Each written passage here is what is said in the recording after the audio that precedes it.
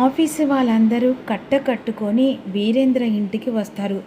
వీరేంద్ర అని చెప్పేసి పార్ట్నర్షిప్ అయిన వీరేంద్రను పిలిపిస్తూ ఉంటారు. అప్పుడు హాల్లో వీరేంద్రతో కుటుంబ సభ్యులందరూ హాల్లో ఉంటారు. ఈ అరుపులేంటి అని ఈ విధంగా వీరేంద్ర వాళ్ళందరినీ అడుగుతూ ఉంటాడు. మీ అల్లుడు చేసిన ఘనకార్యాన్ని బయట పెట్టడానికి వచ్చామని చెప్పేసి ఆ పార్ట్నర్షిప్లు ఈ విధంగా మాట్లాడుతూ ఉంటారు. ఇప్పుడు వెంటనే రుద్ర ఎంటర్ అవుతాడు. అసలు మా ఇంటికి వచ్చి మా వీరు బావ సమస్య అని చెప్పేసి మీరు మాట్లాడుతుంటే చూస్తూ ఊరుకుంటామా? ఇది మా సమస్య, లేనిపోని అన్నీ మా బావ మీద నిందలు వేస్తున్నారని అర్థమవుతుంది. ఆ సమస్యకు మేమే పరిష్కరించుకున్నాం అని చెప్పేసి రుద్ర మాటలకు ఆశ్చర్యపోతాడు వీరు. ఏంటి, మీ బావ అయితే మీకు గొప్ప, మా గొప్ప కాదు కదా? ఎందుకంటే పార్ట్నర్షిప్గా ఉన్న మమ్మల్ని నమ్మించి మోసం చేశాడు.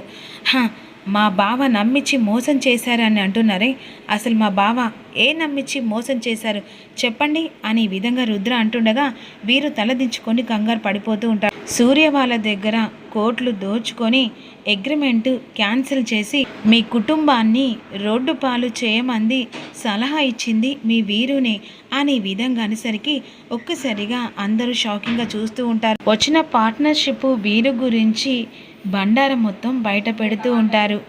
ఇక మీ వాళ్ళని మోసం చేయమని చెప్పేసి మీ వాళ్ళతోనే అగ్రిమెంట్ చేయించాడు వీరు. అంటే మీ కుటుంబ సభ్యుల వీరే మాతోనే అగ్రిమెంట్ చేయించి ఏకంగా మిమ్మల్ని రోడ్డుకి ఇచ్చమని అగ్రిమెంట్ చేయించాడు అని విధంగా చెప్తుండగా ఒక్కొక్కరి మాటకి ఇషిక అందరూ షాకింగ్గా చూస్తూ ఉంటారు. ఈ పార్ట్నర్షిప్తో నీ ఇన్వెస్ట్ డబ్బులు ఇచ్చేమని ఏదో పెద్ద గొప్పగా వాళ్ళతో అగ్రిమెంట్ చేయించుకున్నావు అని చెప్పేసి వీరును నిలదీస్తూ ఉంటారు. ఇక గంగ ఈ ప్లాన్ని బెడిసి కొట్టేలా కావాలని చెప్పేసి వీరితో అగ్రిమెంట్ చేయించేలా ప్లాన్ చేస్తుంది. ఈలోపు అగ్రిమెంట్ ద్వారా ఇక బండారం బయట పెట్టాలని ఇదంతా చేయించేసరికి అప్పుడు వీరును అందరు కలిసి నిలదీస్తూ ఉంటారు. అదేంటి బావా, ఇక ఈ పార్ట్నర్షిప్ చెప్పేది నిజమేనా అని అంటుండగా, చెప్పడానికి మేము అబద్ధం చెప్పట్లేదు, అది నిజం కాబట్టే నిజాన్ని నిర్భయంగా చెప్తున్నాం. అంటే ఇప్పుడు ఈ కుటుంబాన్ని నమ్మించి మోసం చేస్తావా? కావాలని చెప్పేసి కుటుంబాన్ని రోడ్డు పాలు చేయాలనుకుంటున్నావా అని ఈ విధంగా అందరు కలిసి అంటూ ఉంటారు. ఆ సమయంలో ఇక వీళ్ళు నన్ను తప్పుదోవ పట్టియాలని చెప్పేసి అనుకుంటున్నారు. తప్పుదోవ పట్టడం ఏంటి, వాళ్ళు చెప్పేది నిజమే కదా అని కోపంగా అంటూ ఉండగా, లేదు వీళ్ళు కావాలని చెప్తున్నారు.